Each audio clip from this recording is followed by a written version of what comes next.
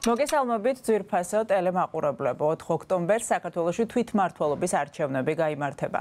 ამ დღეს საქართველოს მოქალაქეები ქვეყნის მასშტაბით აირჩევენ 5 თვითმმართველი ქალაქისა და 59 თვითმმართველი თემის მერს, ასევე თბილისისა და 63 მუნიციპალიტეტის საკრებულოების წევრებს.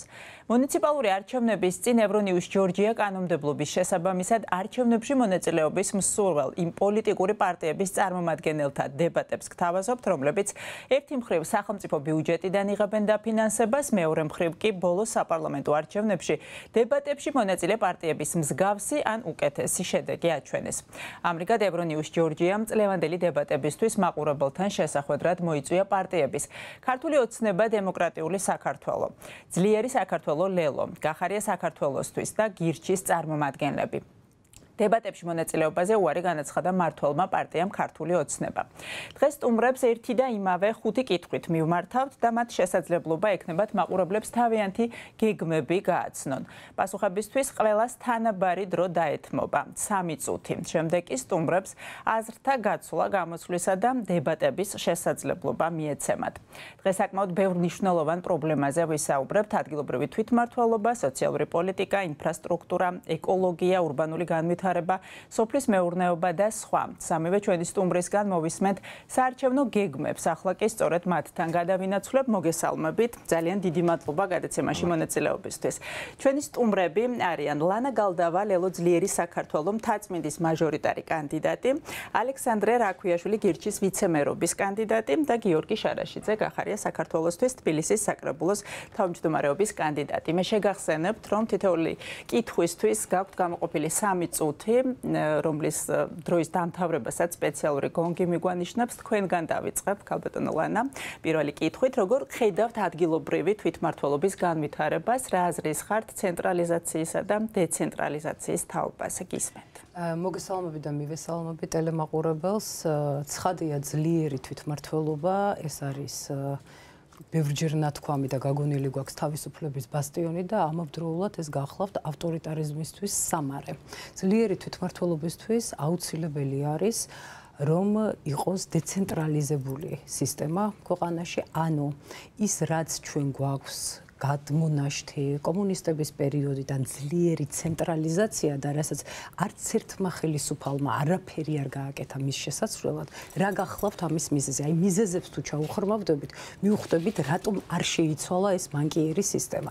მიზეზი არის ის, რომ მოქალაქემ თუ ირწმუნა თვითმმართველობის ძალა და თუ ირწმუნა თავის ძალა თვითმმართველობაში, ის აუცილებლად აკეთებს თავისუფალ არჩევნებს და შემდეგ თავისუფალი არჩევანით არჩეულ ადამიანს ხდის ანგარიშვალდებულის მის წინაშე. ასეთი ადამიანი და ასეთი მოქალაქე არის თავისუფლების ხარისხით ძალიან მაღალ ხარისხზე. თავისუფალი მოქალაქე არ აწყობს არც ერთ ავტორიტარს, არც ერთ ხელისუფალს. ამიტომაცაა სწორედ, რომ ყველა ინიციატივა, ძალიან ხშირ შემთხვევებში საარჩევნო პერიოდში დაპირებებით მოსული პოლიტიკური პარტიები, შემდეგ როდესაც ხელისუფლებებში მოდიან, არაფერს აკეთებენ იმისათვის, რომ დეცენტრალიზაციის მიმართულებით რეალური ნაბიჯი გადაიდგას, ის რომ ადგილებზე ადამიანებმა უკეთესად იციან საჭიროებები, უკეთესად იციან რა სჭირდებათ, რომელ ქალაქს, რომელ სოფელს, სად ხიდი სჭირდება, სად სოციალური პრობლემატიკის უფრო მეტად გაუმჯობესება, სად სარეაბილიტაციო ცენტრების გახსნა, აუტისტური სპექტრის ბავშვებისთვის აბილიტაცია, რეაბილიტაციის პროგრამების გაკეთება. ეს ყველაზე კარგად. თბილისიდან კი არ უნდა იცოდნენ, უნდა იცოდნენ ადგილებზე და ჩვენ ძლიერი საქართველო ლელო ყველაფერს გავაკეთებთ იმისათვის, რომ იყოს ძლიერი თვითმმართველობა. თუ ძლიერია თვითმმართველობა, ადამიანები იქნებიან დასაქმებულები ადგილებზე და არ მივიღებთ ისეთ სიტუაციას, მაგალითად, რაც დღეს გვაქვს თბილისში. თბილისი უკავია, თბილისის ფართობი არის საქართველოს მთლიანი ტერიტორიის ფართობის 1%, მაგრამ აი ამ 1%-ში თავმოყრილია მოსახლეობის 40% და მთლიანი შიდა პროდუქტის 60% სწორედ თბილისში გამომუშავდება, მიიღება. ეს არის უკვე ქალაქი თავკომბალა, დედაქალაქი თავკომბალა და შესაბამისად უფრო მეტად დაუცველია ქალაქი და არ არის კომფორტული ამ ქალაქში ცხოვრება. ამიტომაც ქვეყნის განვითარება, ქვეყნის მშენებლობა იწყება, რა თქმა უნდა, ძლიერი თვითმმართველობებიდან, ძლიერ თვითმმართველობა სჭირდება, რა თქმა უნდა, არჩევნები, რომელიც შესაბამისი სტანდარტით უნდა ჩატარდეს, მაგრამ ჩვენ რა თქმა უნდა, ამ ეტაპზე არ გვაქვს იმის მოლოდინი, რომ თავისუფალი სამართლიანი კონკურენტუნარიანი არჩევნები იქნება და იმ სტანდარტებს დააკმაყოფილებს, რა სტანდარტებსაც უნდა აკმაყოფილებდეს, მაგრამ სწორედ იმისთვის არის ბრძოლა, რომ ვიბრძოლოთ ბოლომდე.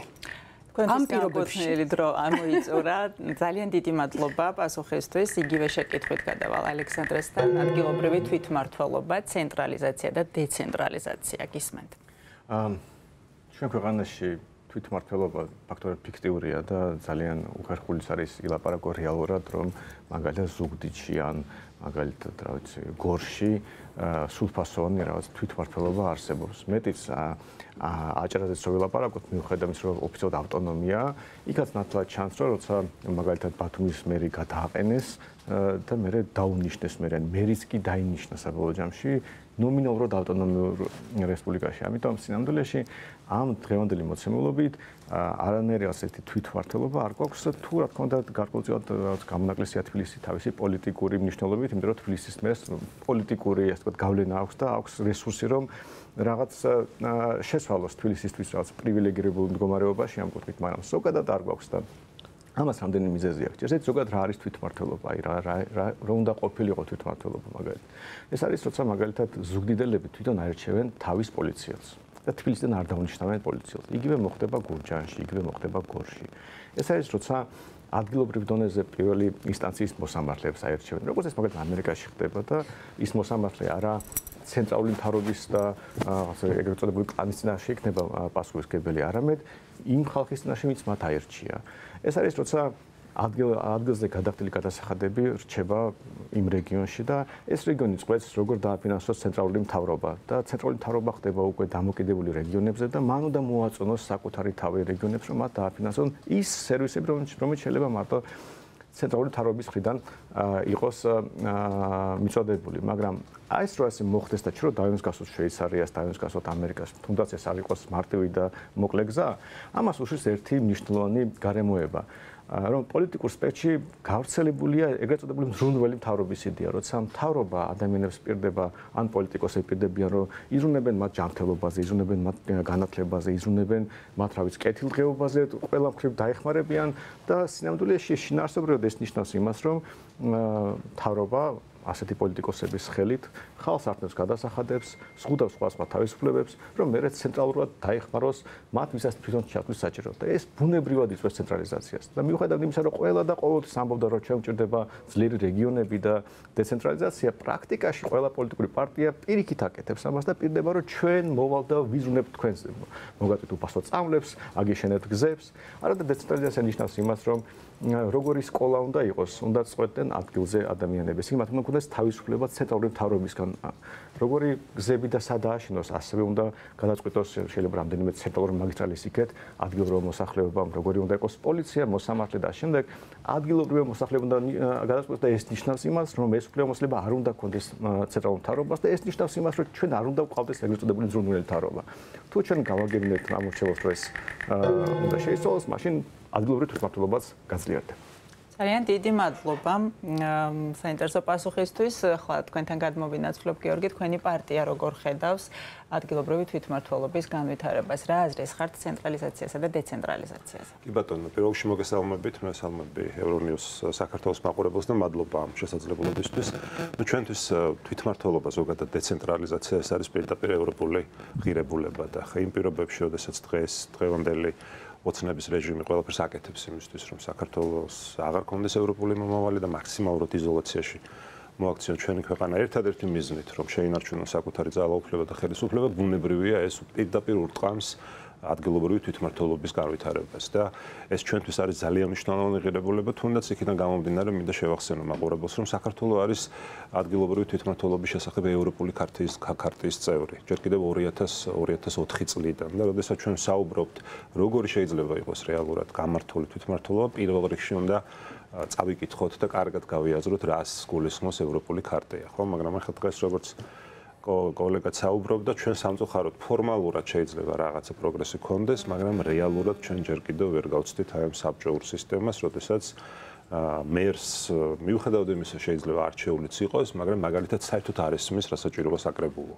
მაგალითად, აი ესეთი ვითარება გვაქვს ძალიან ბევრი შემთხვევა ვიცით, როდესაც არც საკრებულოს თავმჯდომარე მისის მისი როლი, მისი რეალური ფუნქცია და ხანდახან ისეც ხდება, რომ მერი პირდაპირ თათფირებზე იბარებს საკრებულოს თავმჯდომარეს. ხო, ამიტომ რეალურად, როდესაც ჩვენ საუბრობთ დეცენტრალიზაციაზე, გამართულ თვითმმართველობაზე, არ უნდა დაგვავიწყდეს, რომ აქ პირველ რიგში ადგილობრივი საკრებულოების როლი იქნება გასაზრდელი და ჩვენ ამას აუცილებლად გავაკეთებთ. ახლა მაგალითისთვის მინდა გითხრათ, რომ საშემოსავლო გადასახადი რასაც იხდიან ადგილებზე ჩვენი მოქალაქეები, საშემოსავლო გადასახადი სრულად მიდის ცენტრალურ ბიუჯეტში და ის საერთოდ არ რჩება ადგილებზე. ამიტომ ჩვენი ინიციატივა იქნება, რომ ამ გადასახადის როგორც მინიმუმ გარკვეული ნაწილი აუცილებლად დარჩეს ყველა ადგილობრივ ბიუჯეტში, იმისათვის რომ ადგილობრივებს ადგილზე კონდეთ უფრო გამართული ფინანსური შესაძლებლობები, იმისათვის რომ გადაწყვიტონ და მოაგვარონ, უფრო ეფექტურად მოაგვარონ ადგილობრივი პრობლემები და ერთი ძალიან მნიშვნელოვანი ინიციატივა, ამ შემთხვევაში კონკრეტული ინიციატივა მინდა გავახმოვანო.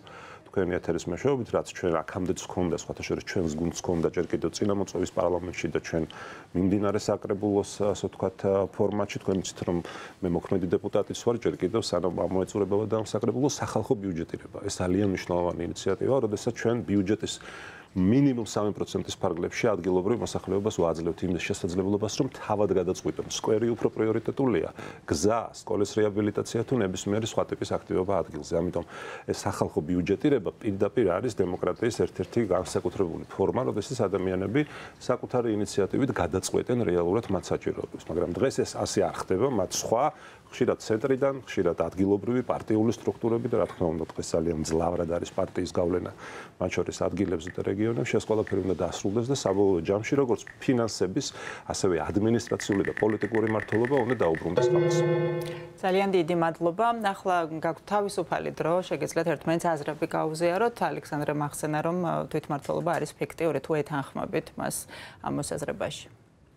დღეს არსებული მდგომარეობით რაც გვაქვს თვითმმართველობა, შეიძლება ნაწილობრივ ისიც პიროვნებებზე და პიროვნებების ავტორიტეტებზე, კეთილნებაზე, ადამიანების კვალიფიკაციაზე და შინაგან წესიერებაზე თუ არის კონკრეტულ პიროვნებებზე საუბარი, შეიძლება კონკრეტულ ადგილებში პიროვნული ფაქტორი იყოს ისეთი, რომ ზოგი ადამიანი უფრო უკეთესად უძღვებოდეს საქმეს და ზოგიერთი ნაკლებად ან ზოგი ძალიან ნეპოტისტურად და კორუფციულად, მაგრამ სისტემური მიდგომით თუ შევხედავთ, რა თქმა უნდა, ეს არ არის დეცენტრალიზებული მოდელი, ეს არ არის ის მოდელი, რაც აუცილებელია ჰქონდეს მით უმეტეს ევროკავშირის წევრობის კანდიდატის სტატუსის მქონე ქვეყანას, რომლის მთავარი პრიორიტეტი უნდა იყოს მეტი ევროპა და მეტი ევროპული სტანდარტი იყოს შემოტანილი ჩვენს ქვეყანაში. ამიტომ რა თქმა უნდა, ვამბობთ, რომ საჭირო არის დეცენტრალიზაცია და საჭირო არის, რომ ის ყველა დანაპირები, რასაც ჩვენს მოსახლეობას, ჩვენს ამომრჩეველს წინა საარჩევნო პერიოდში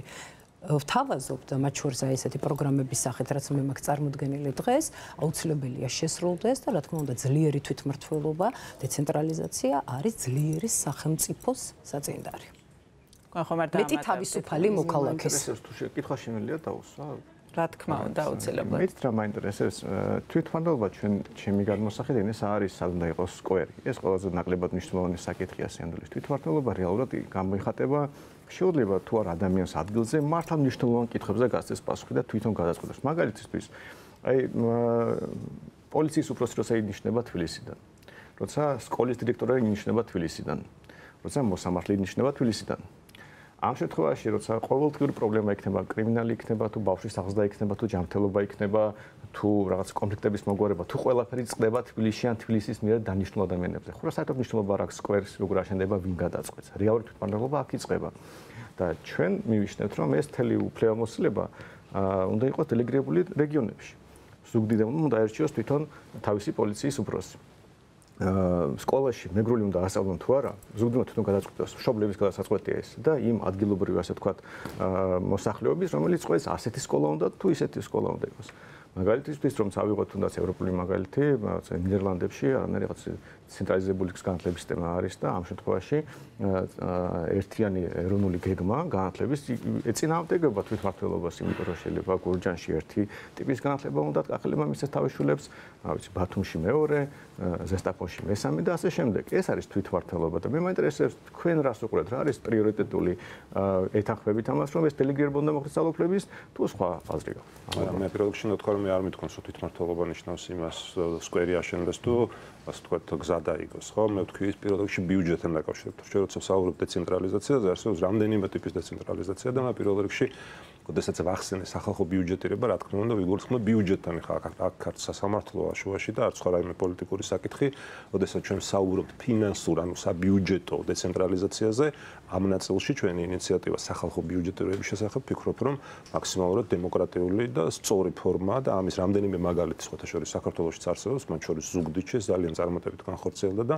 მე მგონი არაფერი გვიშლის ხელს იმისთვის, რომ ეს ყველა სხვა მუნიციპალიტეტში დაინერგოს. ახლა რაც შეეხება მოსამართლეების დანიშვნას და ადგილზე იქ საგანმანათლებლო, ასე ვთქვათ, პოლიტიკის განსაზღვრას, შეიძლება ამაზე მსჯელობა, მაგრამ ეს როგორც მინიმუმ ჯერ ძალიან ადრეა. ჩვენ ამისკენ რაღაც ნაბიჯ ეტაპობრივად უნდა მივიდეთ და ამიტომ ჩვენ როდესაც საუბრობთ სახალხო ბიუჯეტირებაზე, ეს ბევრად რეალური, ბევრად პრაქტიკული და ადვილად განსახორციელებელია და ამავე დროს ისეთი ინიციატივაა, რომელიც ადგილობრივი თვითმმართველობის როლს გაზრდის, ხო, მე ხარ ჩვენ კიდევ მეორე ხა იმისთვის რომ მოსამართლეებიც ადგილზე დაინიშნონ, იმისთვის რომ უშუალოდ განათლების საკითხებიც ადგილზე გადაწყდეს, ამას სერიოზული რეფორმა ჭირდება და ეს ერთ დღეში და ორ დღეში ვერ მოხდება. თუმცა ზოგადად ჩვენ თვითმმართველობის გაძლიერების და დეცენტრალიზაციის მხოლოდ მომხრე ვართ და ხა იგივე რაზე უნდა ვისაუბროთ, როდესაც გუბერნატორის ინსტიტუტი ჯერ კიდევ გვაქვს, ხო, ჯერ კიდევ მოქმედია და ადგილობრივი მერი, რომელსაც საკმაოდ მაღალი უფლებამოსილება აქვს და მაღალი ლეგიტიმაცია აქვს, იმიტომ რომ ხალხის მიერ არის არჩეული, ხა შეიძლება ყოველწუთას დაიბაროს გუბერნატორმა და რასაც ეთქოს ის გააკეთებინოს, ხო? ამიტომ ჩვენ საკმაოდ ბევრი გვაქვს ჯერ კიდევ სამუშაო იმისთვის, რომ რეალურად ძლიერი თვითმმართველობები იყოს ჩვენთან, ჩვენ ქვეყანაში. დიდი მადლობა ალექსანდრე თქვენთან ისეთ სხვადასხვა ეს კოალიცია და ეს როგორ არის მოწყობილი ჩვენ რა თქმა უნდა ხა პარტიული იდენტობით განსხვავდებით ერთმანეთისაგან ჩვენ გვაქვს ურთიერთთანამშრომლობის მემორანდუმი მაყურებელმაც რომ იცოდეს რას ნიშნავს თანამშრომლობის მემორანდუმი მოიცავს თვითმმართველობის არჩევნების პერიოდს და ამ პერიოდში ჩვენ გვყავს საერთო მერობის კანდიდატი დასახელებული ყავს ბატონი გიორგი საკრებულოს თავმჯდომარეობის კანდიდატად ვიცე-მერების კანდიდატები და ამავდროულად მაგალითად რაიონებში ჩვენ ერთმანეთის კონკურენტები არ ვართ, როგორც მაჟორიტარობის კანდიდატები. მე მაგალითად ქალაქ თბილისში ნომერ პირველს არჩევნა ოლქში, რომელიც არის მთაწმინდა, გახარია საქართველოსთვის წარმომადგენელი არ მეყოლება კონკურენტი და მიგვეჩნია, რომ ამითი აი ურთიერთთანამშრომლობის ძალიან კარგი მაგალითი ვაჩვენეს. მიუხედავად ძალიან ბევრი დაპირისპირებებისა, ბევრი სხვადასხვა აზრებისა, რაც პარტიული პროგრამების მიმართულებით გაგვაჩნია, ჩვენ თანამშრომლობის საუკეთესო მოდელი დავდოთ და ეს არის კოალიციური მმართველობის, აი ჩანასახში ვერო პოლიტიკური პარტიები ერთმანეთთან თანამშრომლობენ ძალიან კარგი. რაც შეეხება უშუალოდ სანდროს შეკითხვებს, ჩვენ საქართველოს პარლამენტშიც მე ვიყავ საპარლამენტო მდივანი, ძალიან ხშირად გქონია კამათი ამ მიმართულებით, განსაკუთრებით სასამართლო სისტემებთან დაკავშირებით, განსაკუთრებით იუსტიციის უმაღლეს საბჭოსთან დაკავშირებით, ძალოვანი უწყებების და ზოგადად უსაფრთხოების სექტორის ბლოკთან დაკავშირებით, ჩვენი პოზიციები ერთმანეთისგან განსხვავდება. ჩვენ ძალიან ბევრი ვიმუშავეთ ერთობლივად, მაგალითად 12 რეკომენდაციის მიმართულებით საერთო საკითხებზე შეჯერებაზე.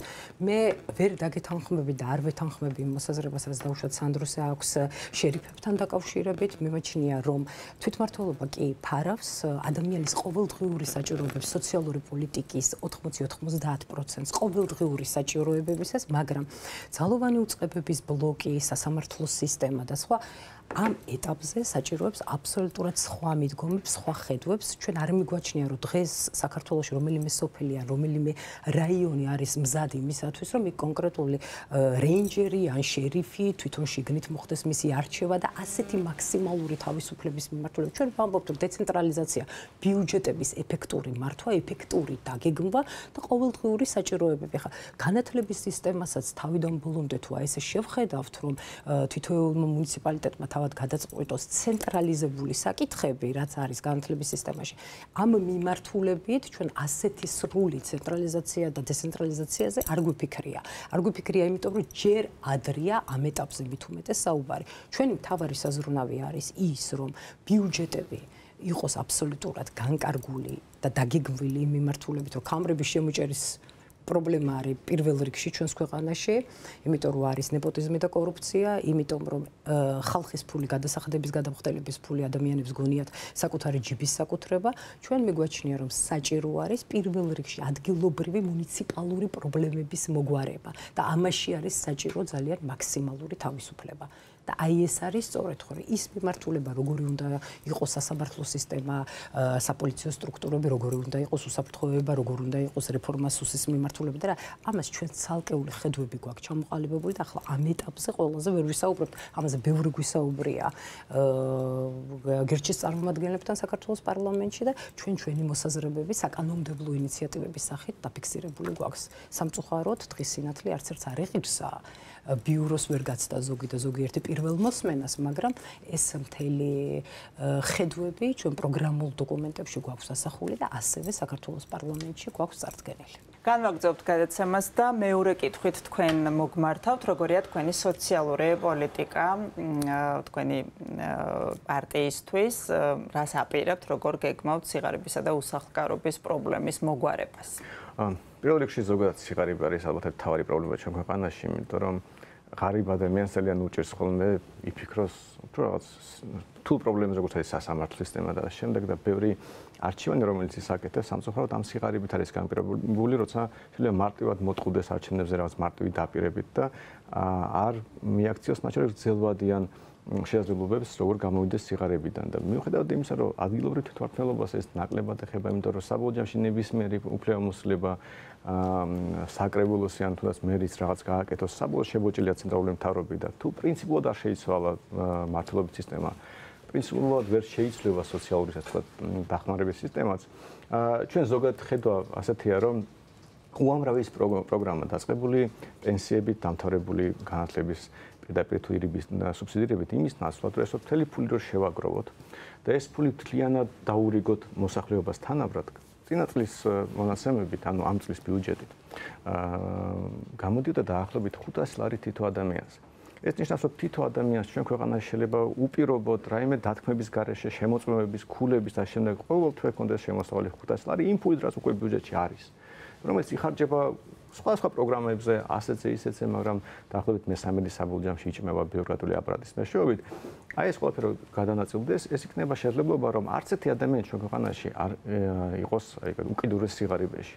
მაგალითად, რო აიღოთ ოჯახი 4 ადამიანისგან შედგება, დედა, მამა და 2 შვილი, ეს იქნება, რომ ამ ოჯახს იქნება 2000 ლარი თვეში შემოსავალი, არაფერი რო არ გააკეთოს, საერთოდ რო არ იმუშაოს და თუ გააქვს მუშაობას დაიწყებს, რომლიღაც მშობელი ეს შემოსავალი გაეძდება. ეს არის ყველაზე ეფექტიანი გზა, როგორ უზრუნველყოთ ჩვენ საზოგადოებაში არ იყოს უკიდურესი სიღარიბე. თუმცა დანარჩენი პრობლემები, რომელიც ბუნებრივად ნებისმიერ საზოგადოებაში იქნება, ეს უკვე ჩვენი გადაწყვეტიდან ადამიანების გადასაწყვეტია. ზოგადად ადამიანები უნდა ეხმარებოდნენ ადამიანებს, მაგრამ ჩვენი მანკერი სისტემა ისე არის, რომ მთელი საზოგადოება ჩამოკიდებულია ფაქტორებად მთავრობას და როცა ადამიანს ჯანმრთელობის პრობლემა უჩნდება, ბავშვის განათლების პრობლემა უჩნდება, ან რაღაც სხვა, ის ყველა მიმართავს მთავრობას, მთავრობა დამეხმარა და მთავრობას თავის ფული არ აქვს. ეს არის ჩვენვე ფული, რომელიც ჩვენ წაგვართ ეს გადასახადების სახით და მე უბრუნებენ იმ ხალხს, ვისაც მთავრობა საინტერესებს, ამიტომ არჩევნების წინ შეიძლება დაურიგონ ცალკე უნივერსიტეტთა ჯგუფს ფული, მაგალითად როგორც რთველს რო აფინანსებენ ყოველ წელს, რომელიც არავის არ ჭირდება ამის სუბსიდირება, მაგრამ კახეთში ამით ბევრ ხმას შეულობს მართველი გუნდი.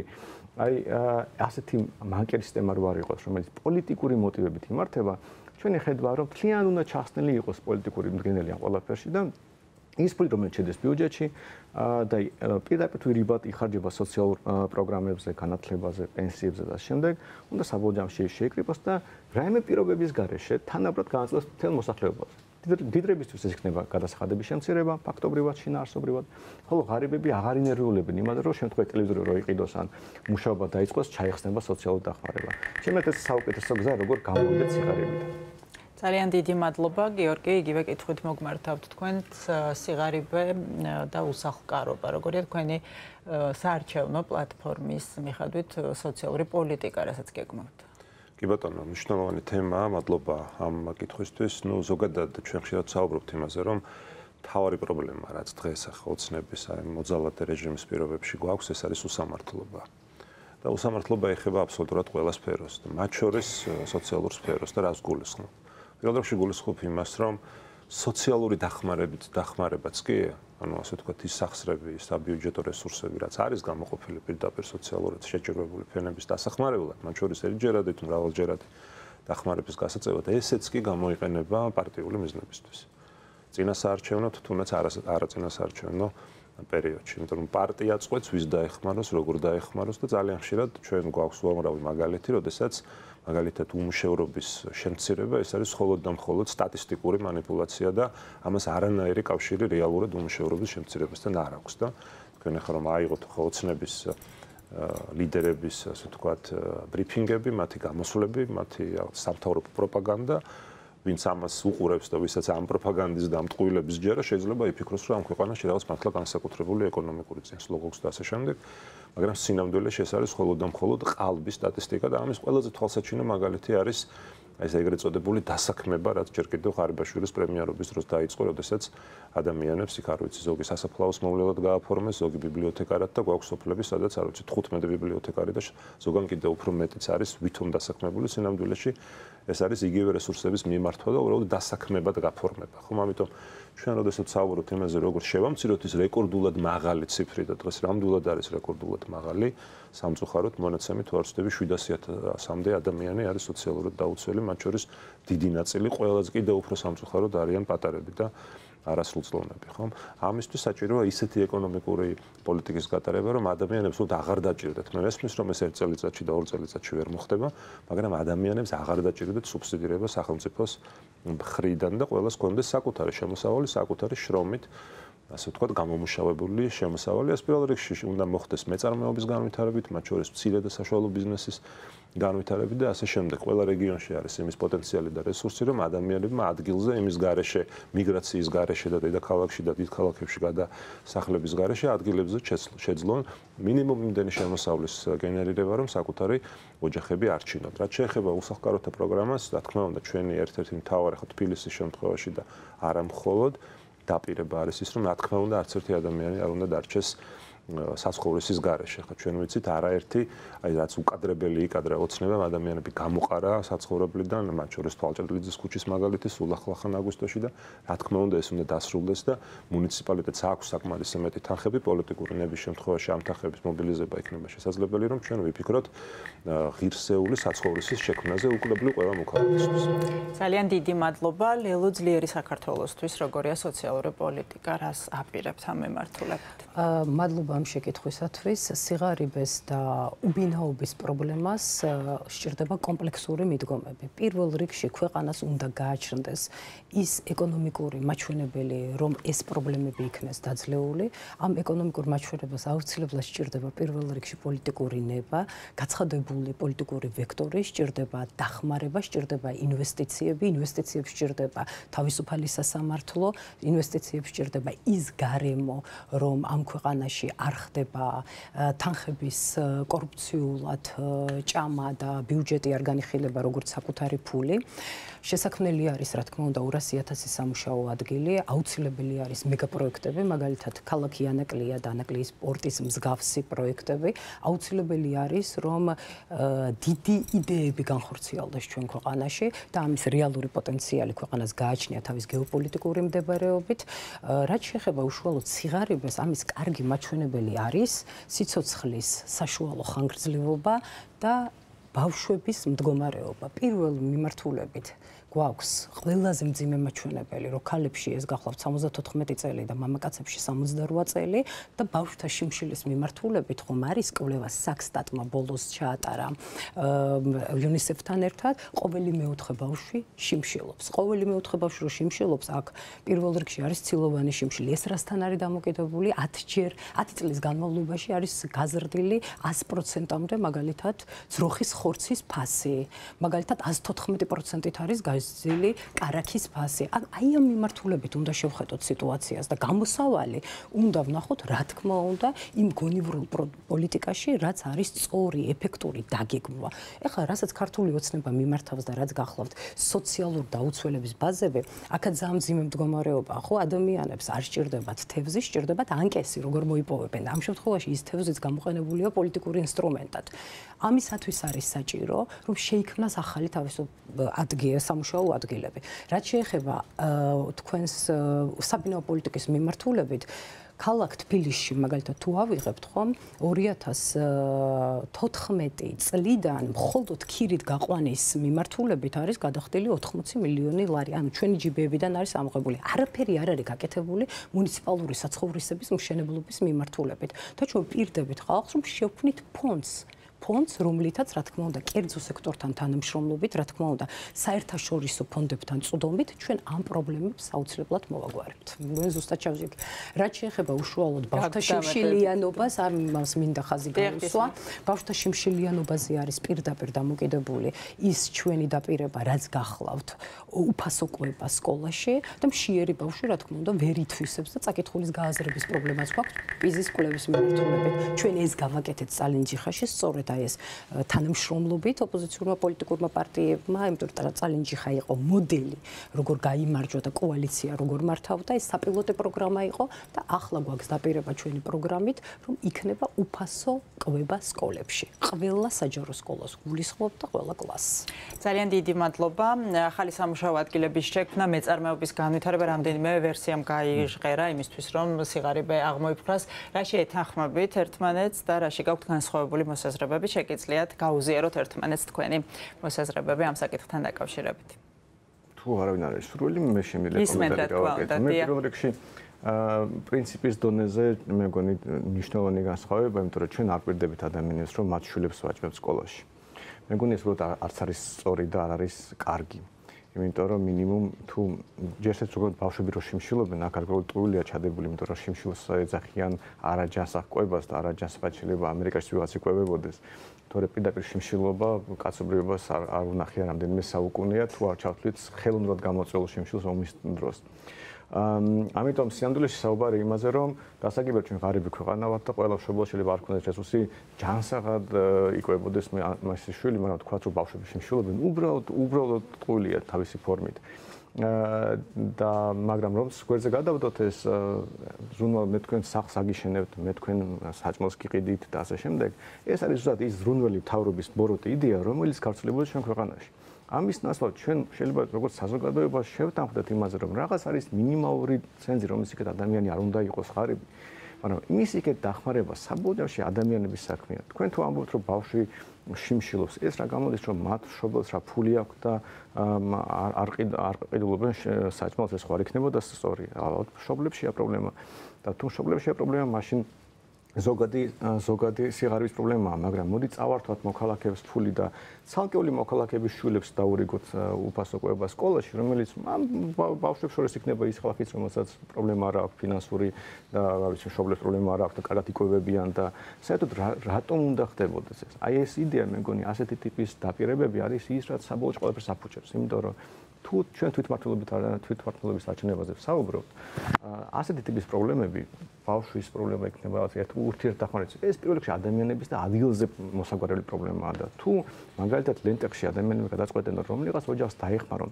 უნდა დაეხმარონ, კი ბატონო.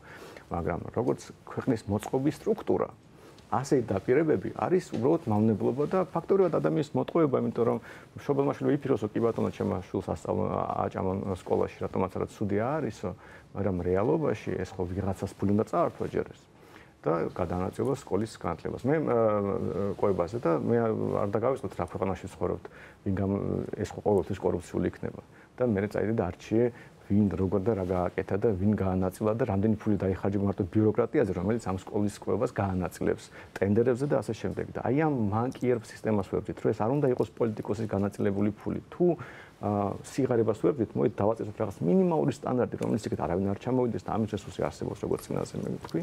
და თუ არა და ჩახსნათ ბიუროკრატია ამ პროცესისგან. თქვენ ნაწილობრივ ეთანხმებოდით თუ არ ვწდები თევზის და ანკესის ვერსია ახსენე. ხა სანდროს უსმენდი და ჯერ თვითონ ამბობდა რომ ადამიანებს რაღაც 500 ლარი უნდა მივცეთ ყოველთვის, ანუ და ამ შემთხვევაში ბავშვთა უფასოების, მოსწავლეთა უფასოების წინააღმდეგ თქვა თავისი მოსაზრებები, მისი პოზიცია ასეთი. ჩვენ რა თქმა უნდა გვქონდა საექსპერტო საზოგადოებასთან შეხვედრა ამ მიმართულებით, პედაგოგებთან ამ მიმართულებით, ჩვენ გვინახავ შიმშილის განგულწასული ბავშვი სკოლაში, პედაგოგები აღნიშნავენ ამას, მე თვითონ ვარ ორი შვილის დედა. მე მყავს უმცროსი შვილი საჯარო სკოლაში, მე ვიცი რა არის გაჭირვებული, შეჭირვებული ადამიანები, ყოველდღიურად მოძრაობ და ვიცი მეუბნებიან, განსაკუთრებით ამ ინიციატივის გაჟღერების შემდეგ ძლიერი საქართველოს რაც არის უფასოება, ძალიან ბევრმა ადამიანმა მოგმართა და უშუალოდ ჩემ სოციალურ ქსელშიც ნახავთ გამოხმაურებებს, რომ რამდენად კარგია ეს, ჩვენ დავამუშავეთ ესტონური მოდელი. საქართველოს თბილისის ბიუჯეტი იცით რომ არის 2 მილიარდ 200 მილიონი, ამ თანხიდან ძალიან კარგად შეიძლება გამოიყოს ის თანხები 100 მილიონზე ცოტა მეტი არის, რაც მოხმარდება თბილისის ბავშვთა კვებას. სკოლის მოსწავლეთა კვებას არის 230,000 მოსწავლე, აქედან 30 არის კერძო სასწავლებლებში, სადაც თავისი კვება რა თქმა უნდა აქვთ და საჯარო სკოლებში საჭირო ეს უნდა იყოს დაბალანსებული ჯანსაღი კვება და ჩვენ გადმოტანილი გვაქვს ესტონური მოდელი ამის მიხედვით. ბავშვებს შეიძლება და ბავშვების მშობლებს კონდეს სხვადასხვანაირი საშუალება ფინანსური, მაგრამ ერთის მხრივ ბავშვს სკოლაში გაატანო შენ საჭმელი, ხო?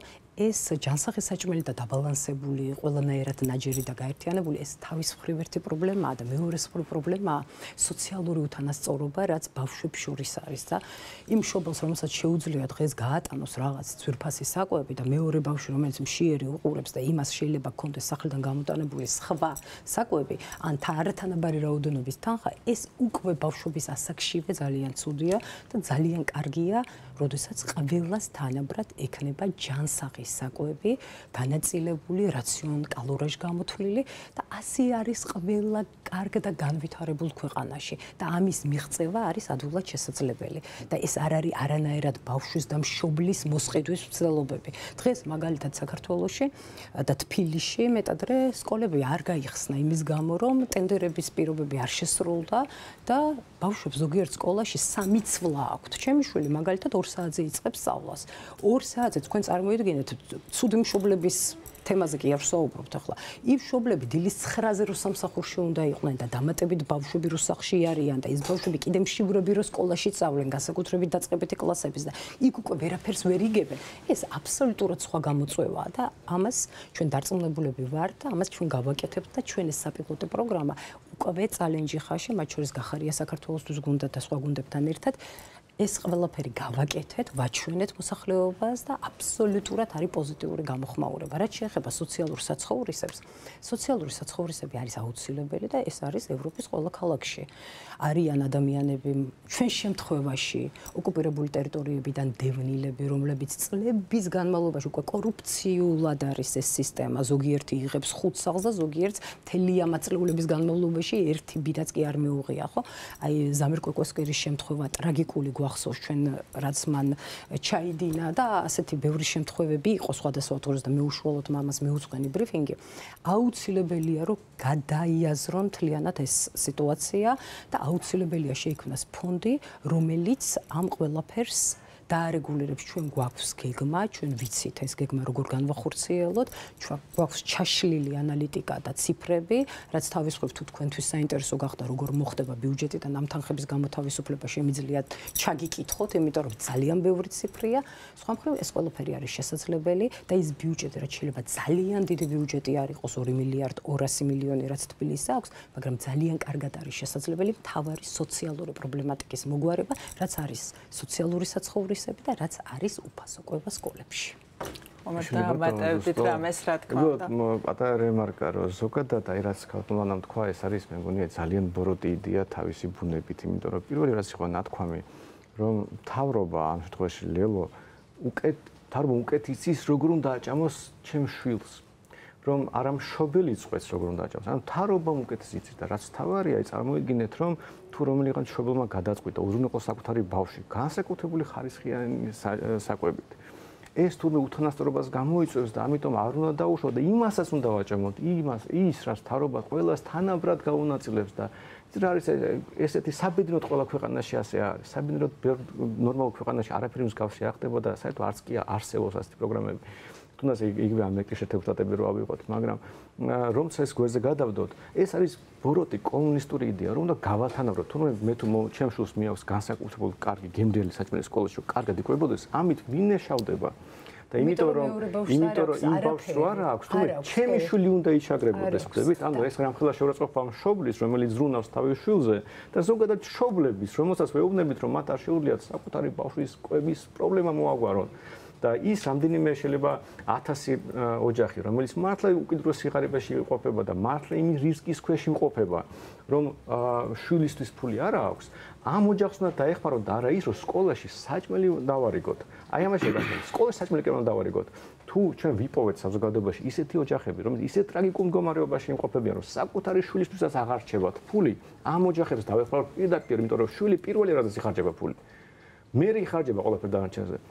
და თუ ამ ოჯახებს დავეხმარებით, მაშინ ბავშვებსაც პრობლემა მოიხსნებათ, მაგრამ იმიტომ რომ რამდენიმე 1000 ოჯახს ეს პრობლემა აქვს, კიდე რამდენიმე 10,000 ოჯახს გაუთანაბროთ რაციონი და კიდე ვაჭამოთ უფასოდ, ეს ანუ ისე მოქალაქეების ხარჯზე, ვისაც ბავშვები არ ყავს ამ შემთხვევაში, ანუ ვისაც გაიზარდა ბავშვები და სკოლაში არ დადიან მათ ხარჯზე. ანუ მე მგონი ეს უბრალოდ არა მარტო უსამართლოა, უბრალოდ ეს სოციალისტური წარსულის რაღაც ისეთი ეკო არის, რომელიც ძალიან მე მგონი მიუღებელი უნდა იყოს ჩვენ საზოგადოებაში, თუ გვახსოვს რა ქვეყანაში ცხოვრობდით სულ რაღაც 30 წლის წინ. გასაგებია, ძალიან საინტერესო იქნება გიორგის მოსაზრებაც, რადგან სკოლის კვებაზე ჩამოვარდა საუბარი, თქვენ რას ფიქრობთ ამ მიმართულებით? მე უსმენდი ყურადღებით ამასაც და სანდროსაც და თქვენ რო თქვით გადაცემის დასაწყისში რომ ოცნება მოარი განაცხადა დებატებში მონაწილეობაზე, ხუცბად ვიფიქრე, სანდრო ხო არ გამოუშვა თქო რა, იმიტომ რომ რაღაცა ისე გაამართლა დღევანდელი რეალობა, ნამდვილად ძალიან გასაოცარია დღეს თქვა რომ თურმე არ იცნობ ოჯახებს და ბავშვებს, რომელსაც მართლა არ აქვთ იმის ფული რომ ნორმალურად გამოიყენოს. ეს იმდენად ყოლებს არ იყო, თორე ეს ყველი რა შუაში. რა? ყველი რა შუაში. მაყურებელი ხომ იხდება ამას. არა, რა ხდება, არა, ესე თქვი პირდაპირ, არ ვიცი, პირდაპირ თქვი ესე. პირდაპირ თქვი ესე. თუ გამოგონილიაო და არასოდეს ბავშვები არ შიმშილობენ, არ თქვი ესე. ყოლებს რომ ტერმინებით манипуლირება ხდება. ამაში იგულისხმება. მე ვიცი, ჩვენ ვიცი ძალიან ბევრი ბავშვი, რომელსაც არ აქვს კვების საშუალება. არ დაფიქსირებულა შიმშილი, რასაც ამას ეძახიან და ამ ესე ემოციებზე თამაში. შიმშილში როგორ განმარტა. კიდურზე სიხარიბე და კალორიების ნაკლებობა ეს ნამდვილი პრობლემაა, რომელიც მართლა ათასობით ოჯახს ეხება, რაც მე ვახსენე და ეს სხვანაირად გვარდება, მაგრამ იმის გამო რომ სიმართლე არ თქვა და ემოციებზე ითამაშა ამოწევს ამ შიმშილიო და უბრალოდ ქვეყანას კი არსებობს რუანდა, საბჭოთა კავშირი, ჩინეთი, იმიტომ რომ თარობება მოაწყოს შიმშილი. ამის იქეთ შიმშილები ამბობს და საქსტატი ამბობს და ხა შენ თუ განსხვავებულ ზუსტად მაგის მინდოდა, ხა ოცნებისთვის ეს არის აი რეალურად მე ვახსენე წინა შეკითხვაზე, რომ როგორ манипуლირებს ყოველთვის ოცნება სტატისტიკით. მაგრამ ეს ისეთი სტატისტიკაა, რომ манипуლირებასაც კი ვერ ახდენს. ანუ ოცნებაც კი იძულებულია აღიაროს. ერთობლივი კვლევადებს. კი ბატონო, აღიაროს, რომ რეალურად ამ ქვეყანაში მართლა ძალიან ბევრი ბავშვი არის შიმშილის, ასე ვთქვათ, და ჩაგიჭრები გიორგი, ერთ-ერთი პრემიერის გათავისუფლების საფუძვლადაც ეს დადეს, რომ ბავშვთა შიმშილიო გიორგი კვირიკაშვილის და ხა რაზეა საერთოდ საუბარი. აქედან გამომდინარე გამიკვირდა და ამიტომ ვთქვი, რომ ოცნებამ თავის მაგეროთ სანდრო ხო არ გამოაგზავნა თქო, იმიტომ რომ კიდევ ვიმეორებ, რომ ოცნებაც კი ვერ უარყოფს ამ სტატისტიკას. თორე ჩვენ ძალიან კარგად გვესმის ახლა ლიბერალური ეკონომიკაც, ზოგადად და ლიბერალური პოლიტიკაც, მაგრამ საქართველოს ჯერ წლები ჭირდება იმისთვის, რომ აქამდე მივიდეს. ხომ ჩვენ ისეთი საბაზისო სოციალური პრობლემები გვაქვს ამ ქვეყანაში, გადასაჭრელი და ისეთი მემკვიდრეობით მოვდივართ, რომ აქ ყველაფერს ჭირდება ეტაპობრივი განვითარება. ამ ეტაპზე ბავშვთა კვება სკოლებში, განსაკუთრებით დაწყებით კლასებში, ეს არის რა თქმა უნდა მისასალმებელი და ჩვენ სხვადასხვა ჩვენ გუნდსაც ჯერ კიდევ წინამოწვევის პარლამენტში ქონდა ეს ინიციატივა, მათ შორის საკრებულოებში, წინამოწვევის საკრებულოებში და მხოლოდ ხარი შეგვიძლია დაუჭიროთ ამ ინიციატივას, რადგან მართლა ძალიან ბევრი ბავშვი შეგვიძლია ელემენტარულად გადავარჩინოთ და რა თქმა უნდა არ ნიშნავს არანაირად არც ემოციებზე თამაშს. როცა მოვა საქართველოში ის დრო, როდესაც ეკონომიკა იქნება იმდენად ძლიერი და დაახლოვებული ევროპულ სტანდარტთან, როდესაც გაიზრდება საშუალო ხელფასი, როდესაც პენსია მიუახლოვდება და გადააჭარბებს 1000 ლარს და ასე შემდეგ, მაშინ შეგვიძლია უკვე შევიტანოთ ცვლილებები, როდესაც სტატისტიკაც დაადასტურებს, რომ ნამდვილად აღარ შიმშილობენ ბავშვები. ახლა მშობელი კი ბატონო, მშობელი ერთის მხრივ არის კავშირში ამ თემასთან, მაგრამ მეორე მხრივ მშობელსაც არ აქვს ჩვენ ვიცით ძალიან ბევრი ოჯახი, რომელსაც ფიზიკურად არ აქვს იმის საშუალება, რომ გამოყვება საკუთარი შვილი. ასე რომ ბავშვთა კვებაში საბიუჯეტო რესურსების ალოკაცია, რა თქმა უნდა, ეს არის მესამე. და დავამატებ, რომ პირდაპირ მწერენ ღიად სოციალურ ქსელში და ყველა საჯაროა ჩემი პოსტები ღიად მწერენ, რომ მე არ მიჭირსო ფინანსურათო ქალბატონი მწერს, ორი შვილი მყავსო და ისე ვაკეთებო, რომ საჭმელს ვერ ვახერხებ, რომ გავატანო და მე თვითონ გავაკეთო, მე 1000 ლარსო ვაძლევო და ეს 20 ლარიაო და მე ვთვლიო, რომ თვის განმავლობაში მე წარმოიდგენეთ ჩემი ხელფასით, რომელიც ასევე ფიზიკურად მუშაობ, ჩემი ხელფასის მესამეცო ვატან სკოლაშიო და აი იქაც უკვე არაჯანსაღ რაღაცას ყიდულობენ ეს ბავშვები, ამიტომ ეს საკითხი ძალიან მნიშვნელოვანია. ეს პოლიტიკური საკითხი კი არ არის. ზეპარტიული საკითხია. მშიერი ბავშვები ქვეყანაში არ უნდა არსებობდნენ და ნამდვილად არსებობს, დადასტურებულია 2023 წლის კვლევა არსებობს საქართველოს საქსტატის და იუნისეფის ერთობლივი და მეტი დადასტურება რადგინად როცა დაჭირდათ გიორგი კვირიკაშვილი ამ მიზეზით გაათავისუფლეს. და გვეუბნებიან, რომ არის შიმშილი და ყველაზე კარგი შედეგები სწორედ დაიდო წალენჯიხაში, აი ამ ინიციატივით, რომელიც განვახორციელეთ საპილოტო პროგრამის პარკებში ყველა კლასზე არ იყო იქ საუბარი. ამიტომაც ჩვენ აუცილებლად გავაკეთებთ ამას და ბავშვები ჩვენს ქვეყანაში განსაკუთრებით კი მოსწავლეობის პერიოდში ბავშვები მშივრები არ იქნებიან. და კიდევ ერთი ძალიან მოკლედ მინდა ვთქვა, ისმენთ და მომდევნო საკითხებზე რომ არგუმენტი ქონდა სანდროს, რომ აი ეს ბორიგი კორუფციული სქემა იქნება, ხო? ეხლა win-win და ჩვენი გუნდი კორუფციის წინააღმდეგ იბრძვის ყველა პლატფორმაზე, ყველა ფრონტზე და ასე შემდეგ, ხო? მაგრამ იმ საბაბით რაღაც კარგი ინიციატივის გაკრიტიკება, იმ საბაბით რომ ეს ისევ კორუფციის წყარო იქნება, რა თქმა უნდა ჩვენ ამას ვერ დავეთანხმებით. პირველ რიგში ყველაფერი უნდა გავაკეთოთ იმისთვის, რომ კორუფცია არ იყოს არსად. ანუ კორუფციასთან ბრძოლა უნდა მიდიოდეს პარალელურად და კარგი ინიციატივების, ასე ვთქვათ, დაბლოკვა იმის გამო, რომ ეს თურმე კორუფციის ახალი წყარო იქნება, რა თქმა უნდა, ასევე არ არის მისაღები, იმიტომ რომ ჩვენ უნდა შევთანხმდეთ, რომ კორუფცია უნდა ამოვძირყოთ ამ ქვეყანაში. ჩვენ ახლა რაზეც არ უნდა ვილაპარაკოთ აქ. აი საუკეთესო იდეებიც რო დავდოთ მაგიდაზე, კორუფცია თუ არ დავამთავრეთ ამ ქვეყანაში, ისე არაფერს არ ეშველება და ამიტომ ხა იმის თქმა რომ ხა აი ეს კორუფციის წყარო იქნება და რა აზრი აქვს მაშინ და ბავშვები ისევ შივრები დავტოვოთ და ასე ვთქვათ, არ გამოვყვებოთ სკოლაში, იმიტომ რომ თურმე აი ეს კორუფციის ახალი წყარო იქნება, რა თქმა უნდა არ არის სწორი, რადგან ჩვენ უნდა შევთანხმდეთ იმაზე, რომ კორუფცია არ უნდა იყოს არსად, არც სკოლის კვებაში, არც ჯარში, არც პოლიციაში, არც მუნიციპალიტეტებში და არსად. დიდი მადლობა, დავრჩები თქვენთანვე. ძალიან მოკლედ, რომ შემდეგ თემაზე შევძლო გადასვლა. კომენტარი გაკეთებული. მე ყოველთვის მახალისებს ხოლმე ოპოზიცია, რომელიც ქოცებს თქოს, რომ მეტი ქოცება გვინდაო.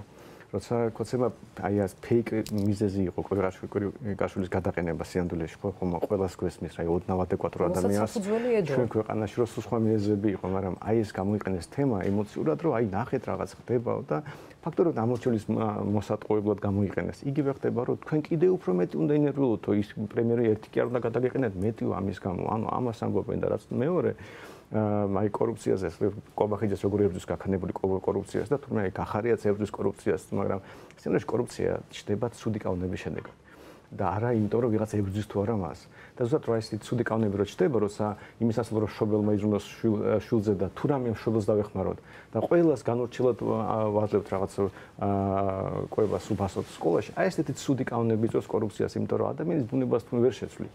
და როცა ცუდ კანონს მიიღებთ, როცა ჩაუდე ბიუროკრატიის ხელში გაანაწილოს, რაღაც შესყიდვები გააკეთოს და ასობით 1000 ადამიანზე რაღაც საჭმელი გაანაწილოს, იქ გარანტირებულად მოხდება ყოველთვის და ეს პრობლემა ვერ მოუგვარებია ვერავის, არა ჩვენ მთავრობას, არამედ არც ერთ ქვეყანაში არ არის პრობლემა საბოლოოში მოგვარებული. ამიტომაც არის ცუდი კანონები არ უნდა მივიღოთ და ცუდი წესები უნდა დავამყაროთ. და ეს იქნება ყველაზე მარტივი გზა, როგორ დავამარცხოთ კორუფცია.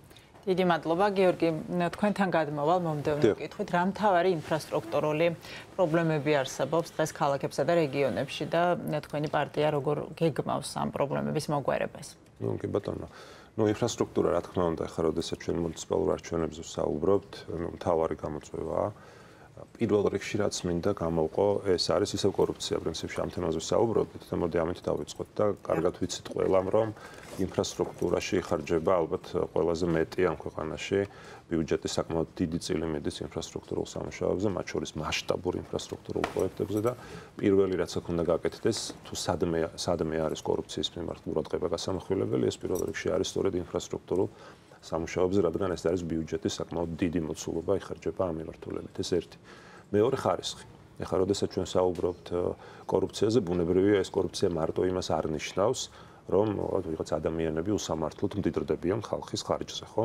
ეს რა თქმა უნდა ძალიან დიდი დანაშაული და უსამართლობაა და ყველა ამ ადამიანს პასუხი მოეთხოვება, როცა ამის დრო მოვა და მოვა ამის დრო დამერწმუნეთ და მინდა ყველა მიცოდეს რომ ამის დრო ნამდვილად მოვა ეს ერთი, მაგრამ ეს ხარისხი პირდაპირ აისახება ჩვენი მოქალაქეების უსაფრთხოებას. ხო, მე მინდა გავიხსენო მაგალითად წერეთლის გამზირის რეაბილიტაციის ძალიან ხმაურიანი პროექტი თბილისში. როდესაც მე ჯერ კიდევ საკრებულოს დეპუტატი ვიყავი და იქ როგორ ასე ვთქვათ ვიცავდით ჩვენს მოქალაქეებს და მათ კანონიერ მოთხოვნებს რომ ისინი ელემენტარულად ინფრასტრუქტურული სამუშაოების დროს ელემენტარულად ქუჩაში ვერ გადაადგილდებიან.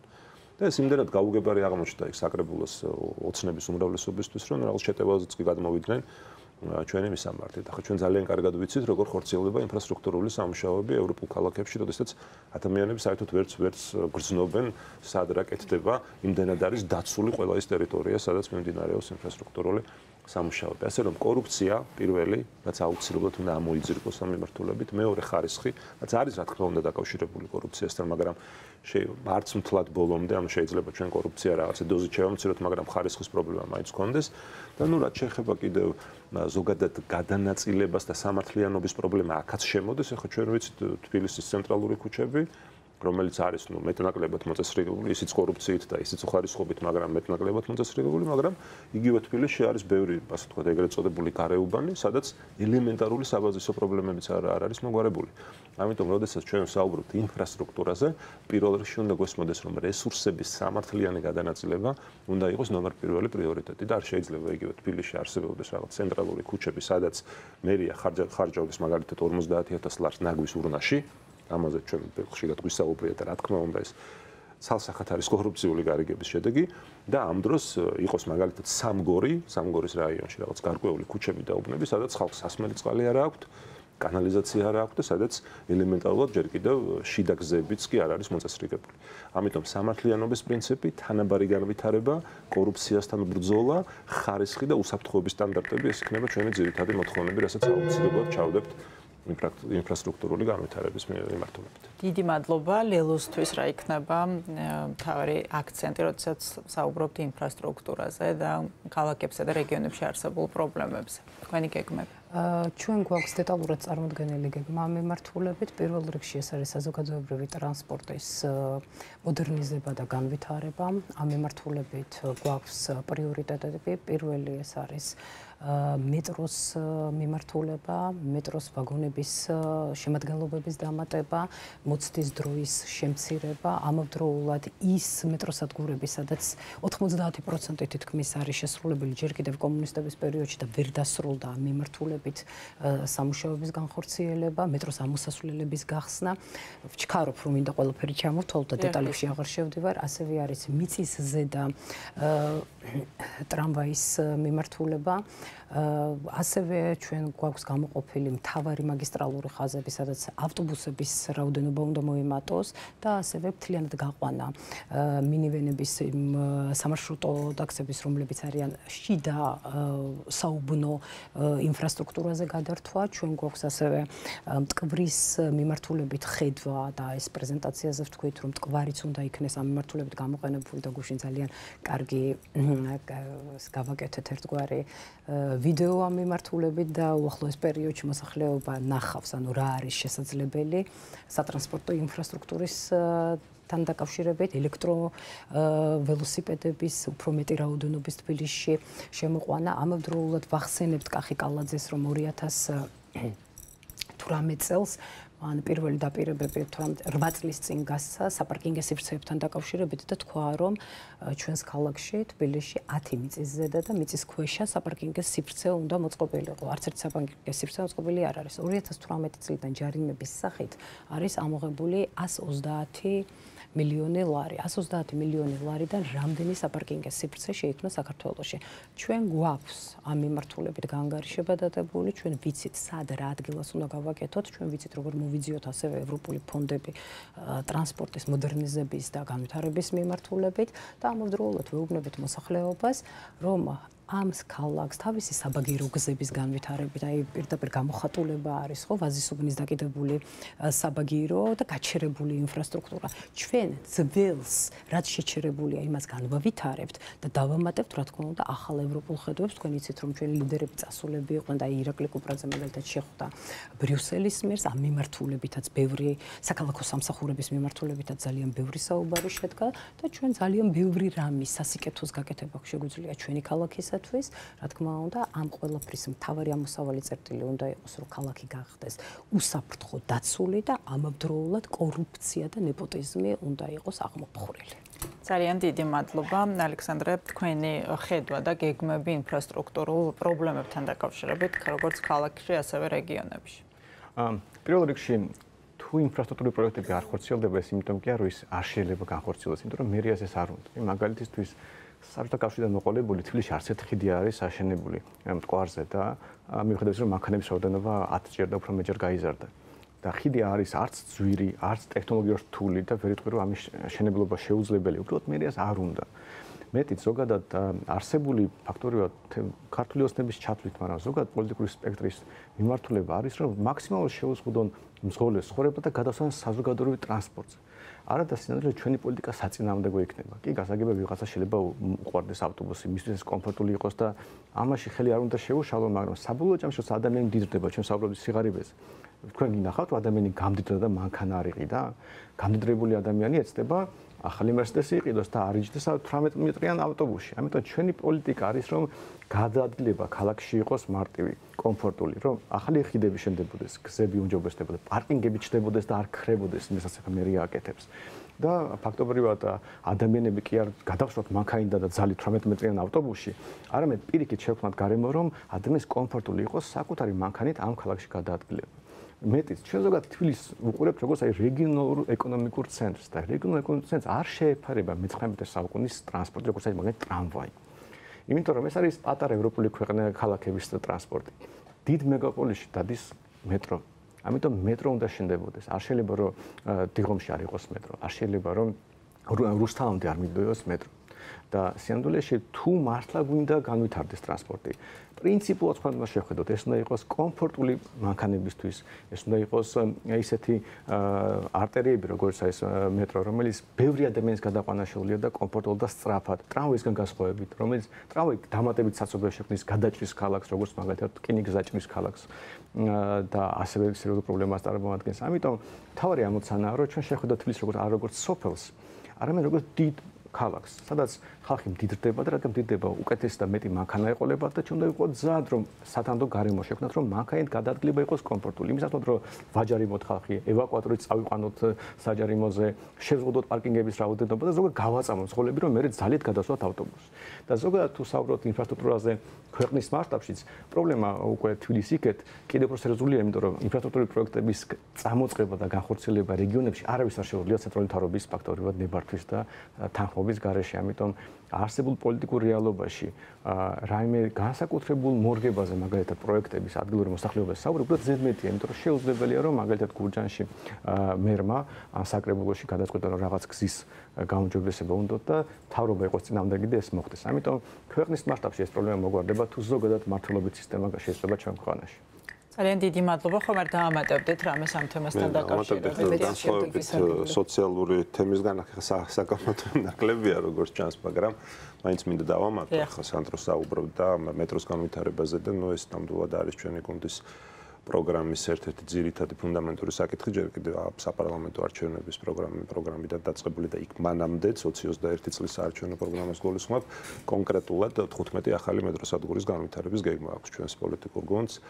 თბილისში ეს არის პირველ რიგში დიდი დიღმის, აეროპორტის, ლილოს და გლდანის მიმართულებით და რა თქმა უნდა თბილისი რუსთავის დაკავშირება ესეც არის ჩვენი პროგრამის ნაწილი და რა თქმა უნდა ეს არის ძალიან სწორი ნაბიჯი იმისთვის რომ თბილისი რუსთავი გახდეს უკვე არა რაღაცა სხვადასხვა ქალაქები, მაგრამ ერთიანი რაღაცა აგლომერაციის ტიპის, ასე ვთქვათ, მოდელი, რაც რა თქმა უნდა თბილისს აქცევს მართლაც რომ რეგიონის დიდ ეკონომიკურ ცენტრად. ახლა დღეს ძალიან კარგად ხედავთ ჩვენ როგორ სარგებლობენ ჩვენი მეზობლები, ხო, მათ შორის პოლიტიკურად ახლა ეს სხვა საუბრის თემაა, მაგრამ ბევრად განვითარებულია მაგალითად იგივე ბაქო, ვიდრე თბილისი და ჩვენ სამწუხაროდ უკვე პოლიტიკა და ეკონომიკა ესე ერთად პარალელურად მიდის და როდესაც ხედავთ ისინი როგორც სარგებლობენ შექმნილი გეოპოლიტიკური, შეცვლილი გეოპოლიტიკური გლობალური წესრიგით და ცდილობენ მაქსიმალური სარგებელი მიიღონ საკუთარი ქვეყნისთვის, ჩვენ ამ დროს რაღაცა მაჩანჩალა ქვეყნად გვაქცევს ოცნება, რაც რა თქმა უნდა მათ არ დასალდებათ, ამიტომ რაც მინდა უბრალოდ დავამატო არის ის, რომ მეტროს განვითარება რა თქმა უნდა არის ჩვენი პოლიტიკური გუნდის პრიორიტეტი და კონკრეტულად თბილისში 15 ახალი მეტროსადგური, ხიდები, 4 ახალი ხიდი მტკვარზე, რადგან მტკვარზე ხიდების აშენების და დამატების გარეშე ჩვენ საცობების პრობლემას ვერ გადავჭრით და რა თქმა უნდა ეს მსხვილი პროექტები, რაც არის მეტროსადგურის გაფართოება, ხიდები მტკვარზე და ამ შემთხვევაში 4 კონკრეტული ხიდი გვაქვს ჩვენ პროგრამაში ჩადებული და თბილისი რუსთავის დაკავშირება მეტროს ხაზით, რა თქმა უნდა ეს პირველ რიგში განტვირთავს საცობს, ანუ საცობების განტვირთვა ჩვენ ახლა ცალკე აღებული ვერც ერთი რაღაცა გადაწყვეტილებით ამას ვერ შევძლებთ. რა თქმა უნდა, ახლა ის მიწის ქვეშა და მიწის ზედა პარკინგები ესეც საფიქრალია, ესეც მოსაგვარებელია, რა თქმა უნდა, ამას ვეთანხმები, რომ ეს კალაძის არაერთი შეუსრულებელი დაპირებაა კალაძის კისერზე, მაგრამ ეს პარკინგი ერთ-ერთი თვალსაჩინო 4 ჯერ გაზრდილი გადასახადი, ხო? თქვენ კარგად იცით, არ არსებობს თბილისელი, ვისაც ეს პრობლემა არ აწუხებს, ანუ 10 ლარის ნაცვლად, ყველა მცირე დარღვევაზე 50 ლარს იხდიან თბილისელები და წელიწადში ეს არის დაახლოებით 20 მილიონი ლარი. წელიწადში 20 მილიონი ლარი მარტო ჯარიმებიდან შემოდის, ახლა იქ რეგულარულ მოსაკრებელს აღარ გულისხმობს. ასე რომ რა თქმა უნდა, ხო და კალაძე კიდევ არის, მე ვეძახი რაღაც ის ბევრ რამეს ვეძახი კალაძეს, მაგრამ რაღაცა სკვერების მერია რა, ანუ რამეს კი არ ვერჩი სკვერებს, რა თქმა უნდა, სკვერები ძალიან მნიშვნელოვანია, მაგრამ მასშტაბურად იმის იქით ვერ წავიდა, ანუ რეალურად არც ერთი მსხვილი ინფრასტრუქტურული პროექტი, რასაც მსხვილი პროექტი ქვია, მას არ განუხორციელებია და ამიტომ ჩვენ მოვდივართ სწორედ ასეთი მსხვილი ინფრასტრუქტურული პროექტების გეგმებით და ამას აუცილებლად გავაკეთებთ და თბილისს ნამდვილად ექნება ახალი გაფართოებული მეტროს ქსელი. თქვენ გინდოდათ რაღაცის დამატება. ტრამვაი უნდა მოიყოთ. მე დავამატებ კიდევ ერთ რამეს, რაც ვერ ჩავატია ჩემს დროის მონაკვეთში. ჩვენ ასევე პროგრამაში გვაქვს ახალი სარტყელი, რაც გულისხმობს თბილისის გარშემო წრიულ მაგისტრალს 70-80 კილომეტრია.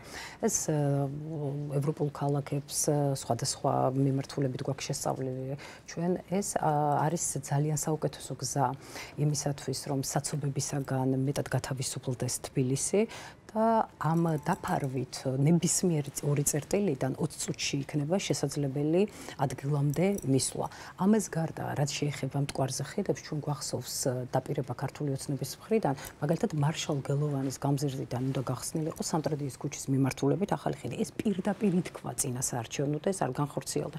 ჩვენ პროგრამაში ახალი ხიდების მშენებლობაც გვიტევს. რაც შეეხება მიწის ზედა ტრამვაი, ეს ცოტა განსხვავებულია ახლა ის ტრამვაი კლასიკური ტრამვაისგან.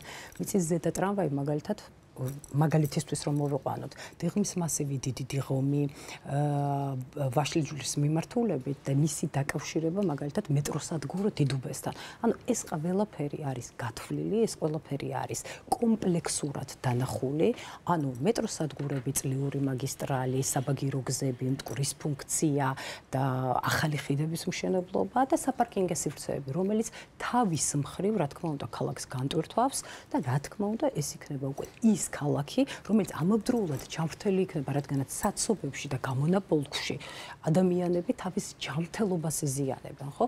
დალექვასად ხდება პირველ ნახევარ მეტრზე, შემდეგ 1 მეტრზე სხვადასხვა დაავადებების წყაროა. ამიტომაც ჩვენი ჯანმრთელობისთვის, ჩვენი ქვეყნის უსაფრთხოებისთვის, დიდი მასშტაბით გადასახედი უსაფრთხოებისთვისაც ინფრასტრუქტურა განვითარებული სატრანსპორტო, რა თქმა უნდა, არის ძალიან მნიშვნელოვანი თავისი საპარკინგო სივრცეებით. აქვე გადავალ ეკოლოგიის თემაზე და გარემოს დაცვის თემაზე, რა თქმა უნდა, რა უმთავრესი პრობლემები არსებობს დღეს ჩვენს ქვეყანაში ამ მიმართულებით და როგორ გეგმავთ გარემოს დაცვითი პრობლემების მოგვარებას? თქვენ ერთ-ერთი უკვე პრობლემა ვახსენე, საცობები რა პრობლემას ქმნის ქალაქში, ხომ? ჟანგბადის ნაკლებობის გათვალისწინებით, მაგრამ ჩვენ ხედვაში გვიწერია და ეს საკითხი შესწავლილი გვაქვს, რომ უნდა გაუქმდეს ლილოს ნაგავსაყრელი. უნდა აშენდეს ახალი სტანდარტის და აბსოლუტურად საერთაშორისო ფონდების დახმარებით გადამამუშავებელი დიდი ქარხანა. ამავდროულად არის საჭირო, რომ დამონტაჟდეს ჰაერის მზომი, ჰაერის ჟანგბადის სიწმინდის მზომი სისტემები მთელს ქალაქში და არ მოხდეს ისე ფრაგმენტულად, როცა დასჭირდებათ კონკრეტული ან არასამთავრობო ორგანიზაციები ზომავენ, ან ქალაქი უკვე საჭიროების მიხედვით რაღაც თვითონ თვითმმართველობის წარმომადგენლები როგორ და როგორც სჭირდებათ. საჭირო არის მტკვარზე გამწმენდი ნაგებობების აშენება. აუცილებელი არის სარეკრეაციო ზონების არსებობა. ხა მე უბრალოდ არ მინდა რომ რაოდენობა შემეშალოს და ჩვენ ამ მიმართულებით გვაქვს ძალიან სერიოზული ხედვა თბილისი როგორც სუფთა ქალაქი და ამავდროულად თბილისის მწვანე სივრცე გვაქვს მთლიანად დათვლილი და დათვლის მიხედვით თბილისის ცენტრში არის 200 ჰექტამდე რეკრეაციული სივრცე, რომელიც არის კერძო პირების საკუთრებაში. არსენალის მთა, იპოდრომი, ცირკის მთა, ლაგუნა ვერე, ყოფილი ზოოპარკის ტერიტორია, უნივერსიტეტის უკანა ქუჩა. ეს მთლიანად უკანა ეზო გაგიკვირდება და 2 ჰექტარია სხვათა შორის. ეს ყველაფერი უნდა გადაიქცეს ქალაქის ფილტვებად და ცენტრალური პარკების სისტემა, რაც იქნება დაკავშირებული კუს-ტბა, მთაწმინდის პარკი, თაბორის მთა, ნარიყალა, ბოტანიკური ბაღი და მიმდინარე ტერიტორიები. აქ უნდა აიკრძალოს სატრანსპორტო მოძრაობა, ესენი უნდა იყოს დაკავშირებული ველობილიკებით და არ უნდა იყოს ჩაბეტონებული პარკები. ეს უნდა იყოს პარკი, რომელიც გასუნთქებს. ფილტვები უნდა იყოს ეკოლოგიის მიმართულებით, რა თქმა უნდა, ამას აქვს უდიდესი მნიშვნელობა. ძალიან არის მომეტებული ონკოლოგიური დაავადებები, ძალიან არის მომატებული აუტისტური სპექტრის დაავადებები, ქალაქში ძალიან არის მომატებული ის დაავადებები, რომლებიც პირდაპირ უკავშირდება სიცოცხლის ხანგრძლივობის შემცირებას და ამიტომ ეკოლოგიური პირობების გაუმჯობესება, პირველ რიგში ნაგავსაყრელის გაზანით, ქალაქის ამ წყლის მთავარი არტერიის და ჩვენი ქალაქის სავიზიტო ბარათის მტკვრის ამ სავალალო მდგომარეობაში ყოფით და მისი გაწმენდით და შემდეგ უკვე ჰაერის მუდმივი მონიტორინგით ჩვენ შევძლებთ და უკვე ცენტრალური პარკების სისტემების დანერგვით, რომ ამ ქალაქს ჰქონდეს ფილტვები, ვისუნთქოთ და იყოს ეკოლოგია გაუმჯობესებული. რა თქმა უნდა, უფრო ჩაშლილი ხედვაც გვაქვს, მაგრამ მთავარი გზავნილები არის მოსახლეობის მიმართ ეს გზავნილები. ძალიან დიდი მადლობა. ალექსანდრე, თქვენ რა მთავარ გარემოს დაცვით პრობლემებს ხედავთ დღეს საქართველოში და როგორია თქვენი გეგმა, როგორ უნდა მოაგვაროთ ეს პრობლემები? ზოგადად არ მარტო თბილისში, თელ ქვეყანაში და არ მარტო ჩვენ ქვეყანაში, ეკოლოგიაზე ზრუნვა არის გარკვეულწილად რაც შედარებით მდიდარი ადამიანების პრივილეგია, იმიტომ რომ ადამიანი ძალიან ღარიბია, მას უთხრათ რომ მოდი გადაჯექშენი იაფიანი მანქანით არიარო და გადაჯექიან ტრანსპორტზე, ეს არის ხოლმე მხოლოდ მისი გაღარიბების და მისი ცხოვრების პირობების გაუარესების გზა. ამიტომ როცა შევსაუბროთ ეკოლოგიაზე, მაგათ რო ავიღოთ თბილისის შემთხვევა, ის ზიანი რაც ეკოლოგიას ადგება, თუნდაც იგივე გამონაბოლქვის გამო, ბევრად უფრო სწრაფად შემცირდება თუ ხალხი გამდიდრდება და უკეთეს მანქანებს იყიდიან, ვიდრე ის რომ მთავრობამ შეზღუდოს მაგალითად რაღაც შედარებით იაფიანი უცხოეთის იმპორტული მანქანები, რაც მოხდა ეკოლოგიაზე ვითომ ზრუნვით და საბოლოო ჯამში ღარიბ ადამიანებს წაართვა შეიძლება შედარებით კარგი მანქანით გადაადგნენ. ელემენტს რო შევხედოთ, მთავრობა თავარი, თქვათ, პრიორიტეტი უნდა იყოს თუ მას სულს რომ ეკოლოგია ქალაქში ზოგადად ქვეყანაში სხვადასხვა პუნქტში იყოს უკეთესი, ის რომ ის ხალხი იყოს მდიდარი. ავიღოთ მაგალითად მშენებლობა. შეხედეთ თბილისში რამდენი კორპუსი შენდება, როცა არც სკვერი აქვს, არც რამე ინფრასტრუქტურა, რატომ ხდება ეს? ეს ხო იმიტომ არ ხდება, რომ ჩვენ მოსახლეობას ბევრი ფული აქვს და შეუძლია ნებისმიერი არჩევანი გააკეთოს. სინამდვილეში პირიქით, იმიტომ რომ ღარიბები არიან, ადამიანს ურჩევნია შედარებით ცოტა გადაიხადოს და იყიდოს ბინა, რომელსაც შეიძლება არც სკვერი ქონდეს და არც ინფრასტრუქტურა და არც არაფერი, მაგრამ ბინა მაინც ექნება.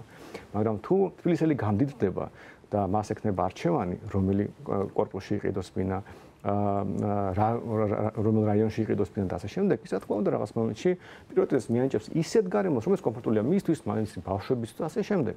ეხლა ცენტრალური პარკთან რომ ნიუ-იორკში ყოველდღე ძვირიღის ბინების ხო ისაც გასაგებია. ეს ხო გასაგებია რომ ყველას გვირჩენია რომ კონდეს პარკი, ხე, კარგი ხედი ქალაქზე, მაგრამ სანამ ფუნდამენტური საჭიროება არის დაკმაყოფილებული, ამის ხელოვნურად თავს მოხვევა თავრობის მხრიდან იქნება დამაზიანებელი და ხალხი კიდევ უფრო გაღარიბდება და კიდევ უფრო გაიწელება ამ პრობლემის მოგვარება.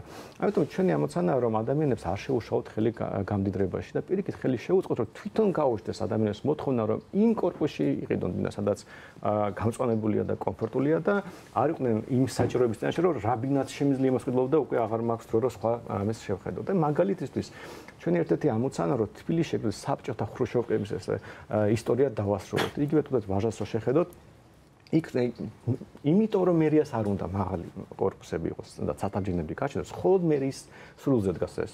იმიტომ არ შენდება იქ მაღალი კორპუსები, მაგრამ იქ როცა თავჯენები აშენდეს, იმდენი სივრცე გამოთავისუფლდება, რომ ყველა სექტორის შესაძლებლობა პარკიც გააშენოს, ბინაც იყიდოს და კომფორტში იცხოვროს და მე არ მოუწევს მშენებლებს სადღაც ლამის ქალაქ გარეთ ახალი მეორე გზანის საბუთალო შენდება ფაქტობრივად უზარმაზარი, რომელიც არ ინფრასტრუქტურა ექნება ასარაფერი, იქეთ წასვლა კი არ მოუწევთ, არამედ ქალაქის ცენტრთან ახლოს სკვერებით და კომფორტული ბინებით აშენდება. აი ეს არის ჩვენი პრიორიტეტი.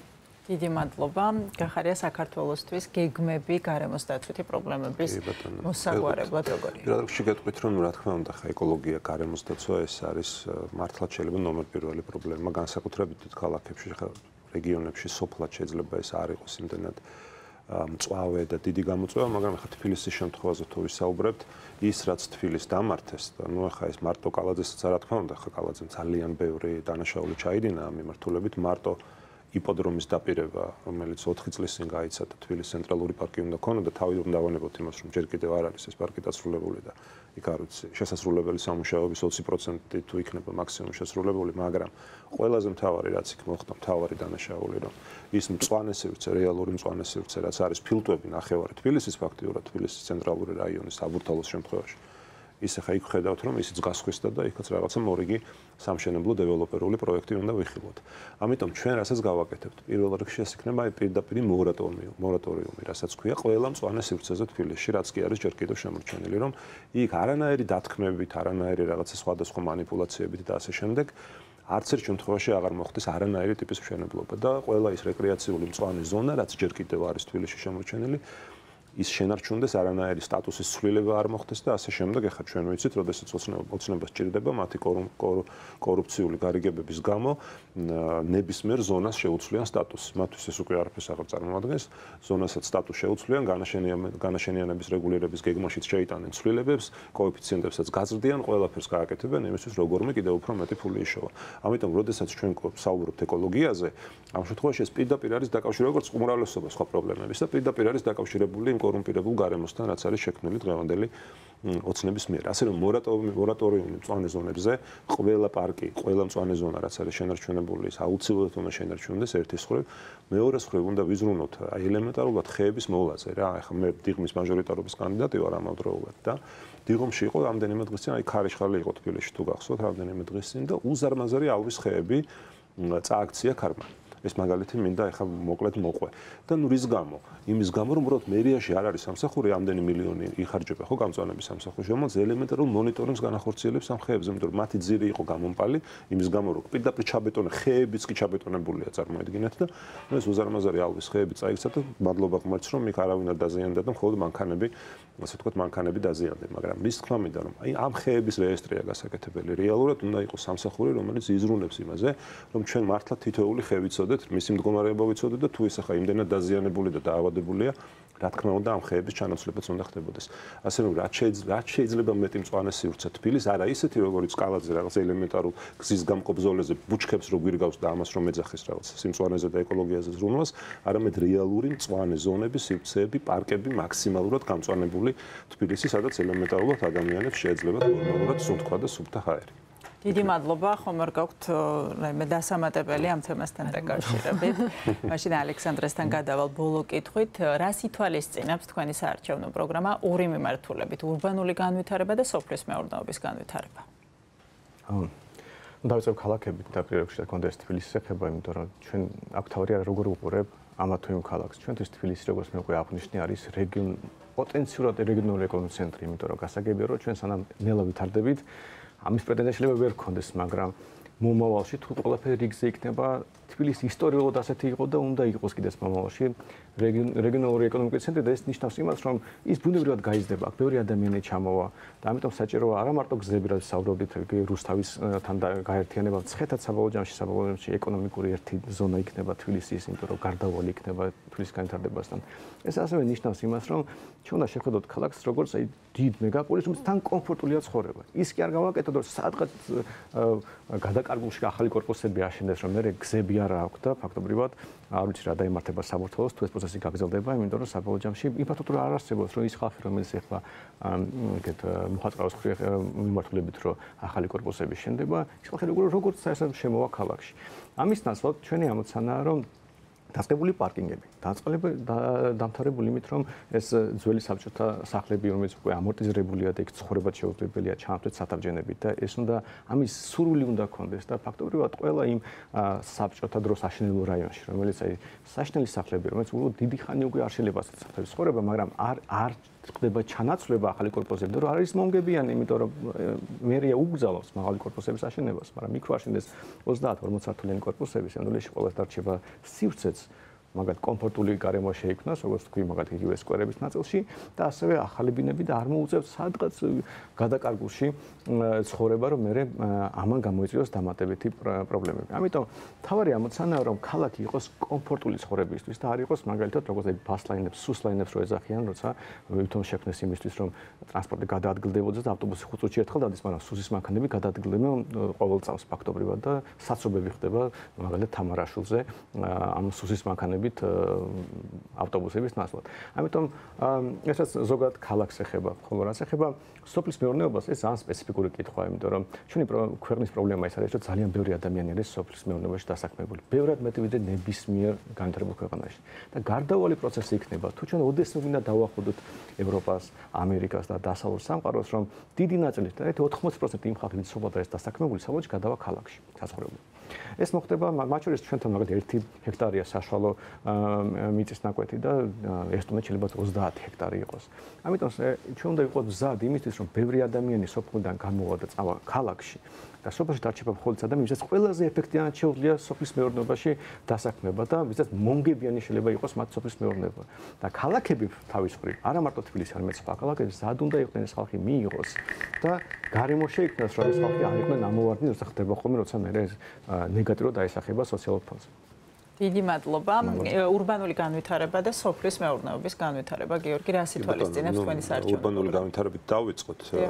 რეალურად ახლა პირველ რიგში უნდა გასმოდეს, რომ ეს გრძელვადიანი სტრატეგიაა და მოიცავს ძალიან ბევრ კომპონენტს, ხო? მათ შორის იმ კომპონენტებს, რაზეც ნაწილობრივ ჩვენ უკვე ვისაუბრებთ. ხო, შესაძლოა საუბრობთ ურბანულ განვითარებაზე, რა თქმა უნდა, აქ შემოდის ისევ ინფრასტრუქტურა, შემოდის ისევ ეკოლოგია, შემოდის ისევ საზოგადოებრივი ტრანსპორტი და ასე შემდეგ. ხო, პირველი თბილისში რაც უნდა გაკეთდეს, რომ აი როგორღაც ის რაც ჯერ კიდევ შეიძლება გადავარჩინოთ, რომ აი იქამდე მაინც აღარ მივიდეს კალაძის კორუმპირებული ხელი, ხო, რომ თბილისის ისტორიული და კულტურული იერსახე, ხა ჩვენ შეუძლებელია ვისაუბროთ თბილისის ურბანულ განვითარებაზე და არ ვისაუბროთ იმაზე, როგორ უნდა მოხდეს ეს ისე, რომ არ დავაზიანოთ თბილისის ისტორიული იერსახე და ეს დავაზიანეთ სამწუხაროდ აი განსაკუთრებით კალაძის მერობის პირობებში ჩვენ ვიცით არაერთი შემთხვევა, როდესაც აი მაგალითად ისეთი თვალსაჩინო ისტორიული რელიგიური მათ შორის ცენტრი, როგორიც არის ტვერელის ტაძარი მთაწმინდაზე, უბრალოდ დღეს როგორ გამოიყურება, ხო? ანუ არ ვიცი, აი მართლა გენოციდი თუ რამეს ქვია, მართლა თუ უპასუხისმგებლობა რამეს ქვია, არის ეს, როდესაც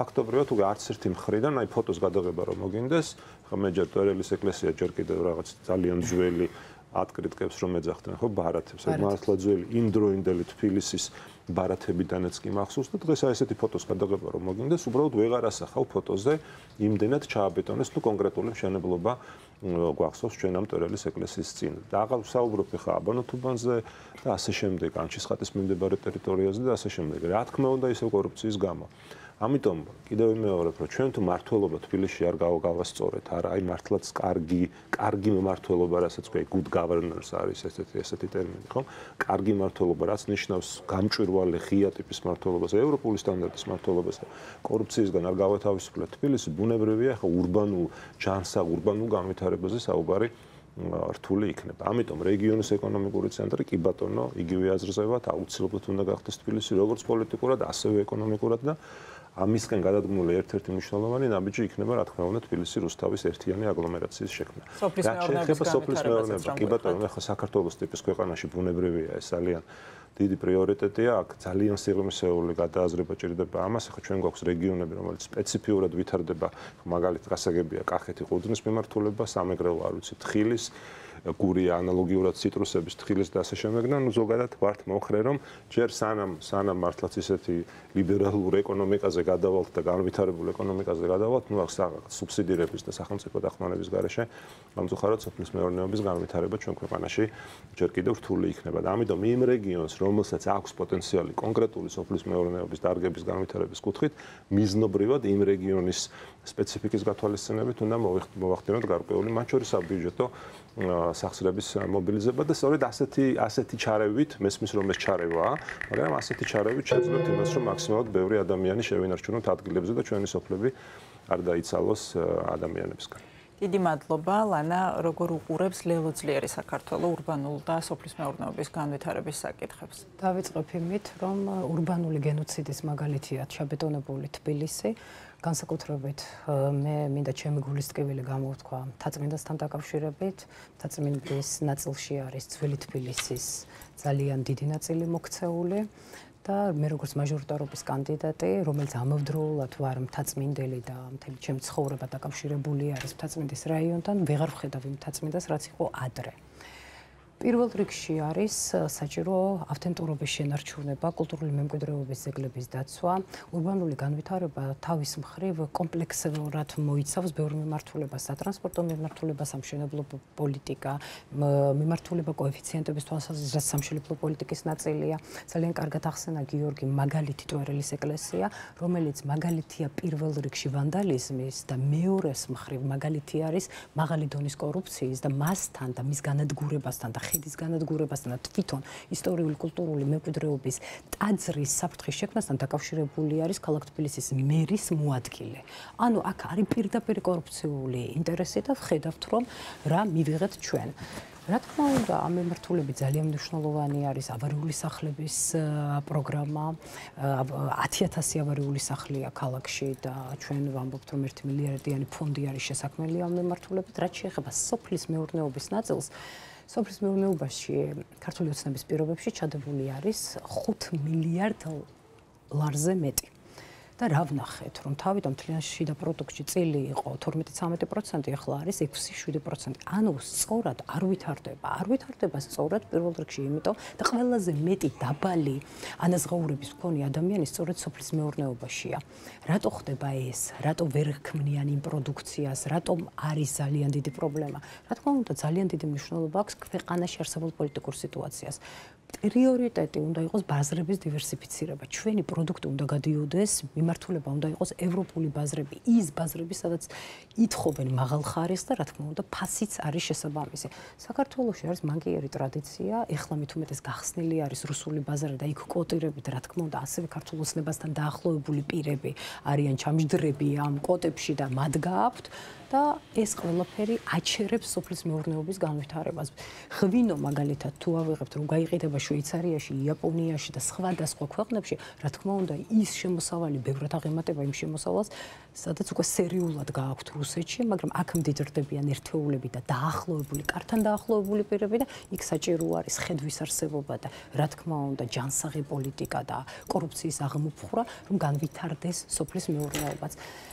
თუ სოფლის მეურნეობა განვითარდება სწორი მიმართულებით, თავის მხრივ ხალხი დაბრუნდება სოფლად, იქნება შემოდინება უფრო მეტი თანხების და მდიდარი ადამიანი, მდიდარი მეწარმე, მდიდარი ის ადამიანი, რომელიც იქნება სოფლად, იქნება რა თქმა უნდა ჩვენი ქვეყნის სიძლიერის კიდევ ერთი გარანტი.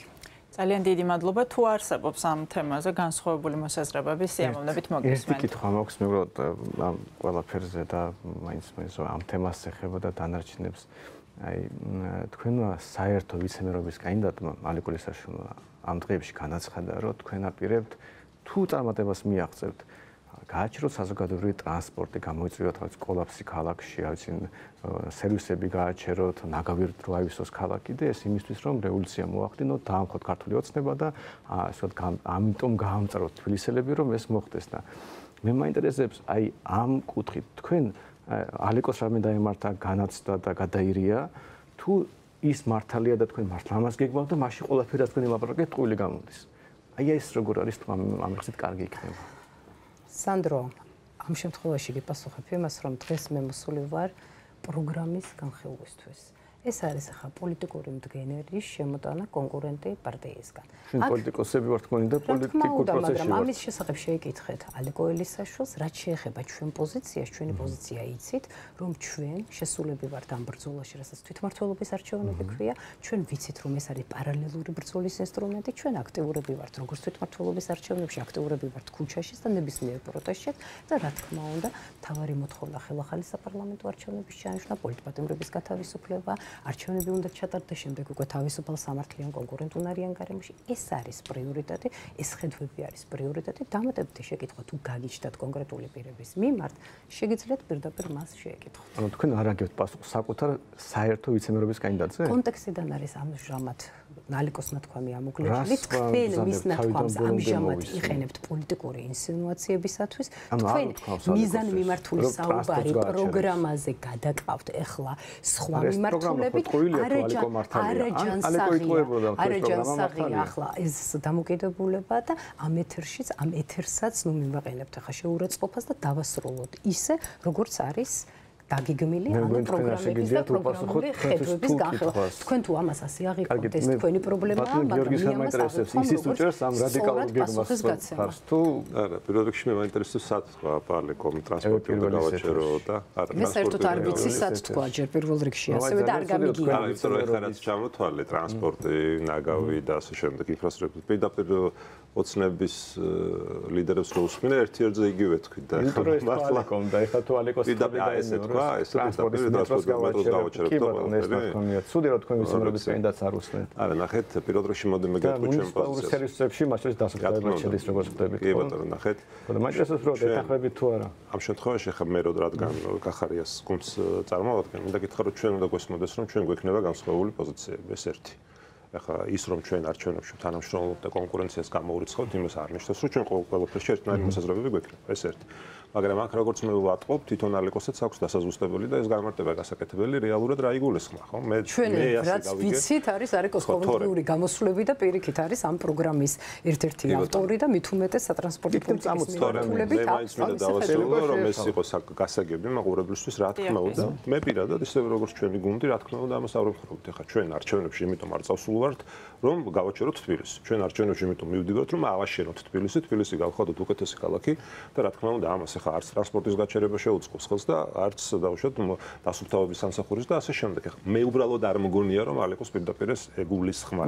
დიდი ალბათობით კიდევ რომ ჩემი ვარაუდია ეს რომ აქ იყო დაგულისხმები ის რომ მას შემდეგ რაც თბილისი გათავისუფლდება პარტიული ასე ვთქვათ თბილისის მერიას გულისხმობ პარტიული გავლენისგან ამ შემთხვევაში იქ მომუშავე ადამიანებს ექნებათ გაცილებით თავისუფლად გადაწყვეტილებების მიღების საშუალება მათ შორის ისეთი გადაწყვეტილების როგორიც არის მაგალითად გაფიცვა მაგრამ კიდევ ვიმეორებ ეს ჩემი ვარაუდია თუ ალეკო გამოვა და დაადასტურებს რომ მან მართლა იგულისხმა რომ იმიტომ მოდის ახლა თბილისის მერიაში რომ გააჩეროს მუნიციპალური სამსახურების მუშაობა რა თქმა უნდა ამას ჩვენ არ დავეთანხმებით არასდროს იმიტომ რომ არჩევნებში მივდივართ იმიტომ რომ თბილისი გავხადოთ უკეთესი ქალაქი.